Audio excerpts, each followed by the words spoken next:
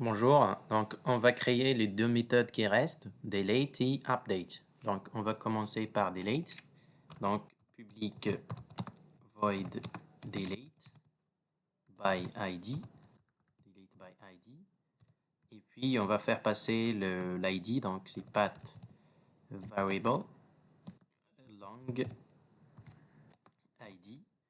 Et puis à l'intérieur de cette méthode, on va faire appel à notre service. Donc c'est service.delete.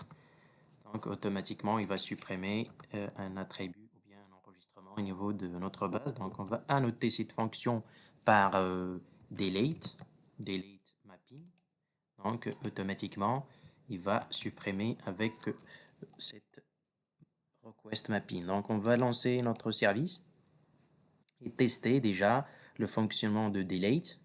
Donc sur Postman, on va changer vers delete. Déjà, on va récupérer l'ID d'un utilisateur. Donc par exemple l'ID de John, c'est 3. Donc on va supprimer l'ID de John, ou bien supprimer John, c'est delete. Donc j'exécute ma requête send. Donc not allowed, Spring Framework, request deleted.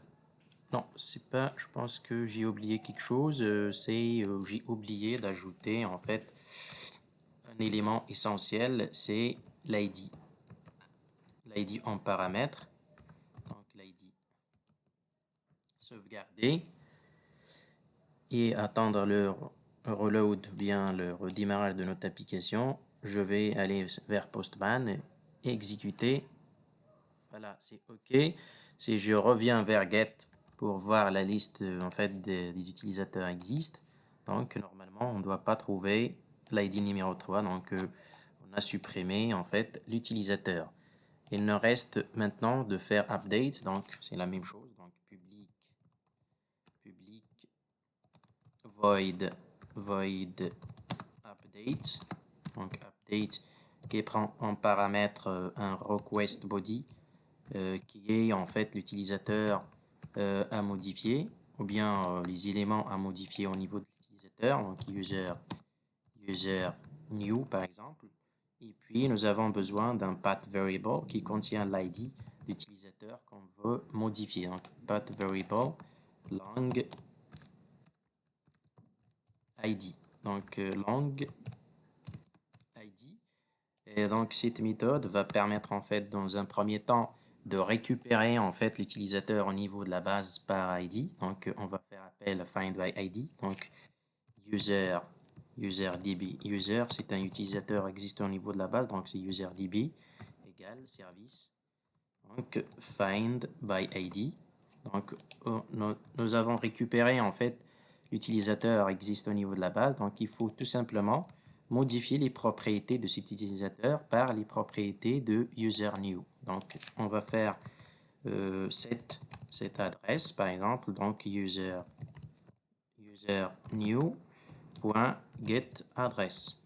Donc la même chose pour les autres propriétés. Donc UserDB.setAge. Donc user à partir de userNew get age. Et la même chose pour name. Donc UserDB.set name. Donc userNew.getName. Et puis on va faire appel à notre service pour en fait faire update à UserDB. Donc user service update UserDB. Cette méthode sera annotée par la méthode put mapping. Donc et avec en fait va faire passer lui aussi en fait l'ID de l'utilisateur à modifier. Voilà. On attend le redémarrage en fait de notre projet et sur Postman par exemple je vais essayer de voir déjà la liste en fait des utilisateurs. Nous avons par exemple l'ID 2 qui est Adam qui a comme âge 60 et qui a comme adresse New York City. Donc je vais modifier cet utilisateur donc avec son ID 2 et puis la méthode c'est put je vais tout simplement modifier, par exemple, son nom, c'est Adam, par exemple, Adam Smith, par exemple, qui a comme âge, par exemple, 66, donc qui habite à Alabama. Donc, je vais envoyer cette requête, exécuter. Donc, si OK, si je reviens vers get pour voir en fait les utilisateurs qui existent, le dernier, c'est Adam Smith, qui a comme âge 66, qui habite à Alabama. Donc, on a terminé en fait les fonctions de base de cette API. Donc, nous avons créé save et puis update et delete et puis find. Donc, on a terminé les éléments essentiels de base. La prochaine vidéo sera sur en fait le clean code et certaines fonctions qu'il faut savoir au niveau de votre environnement de développement.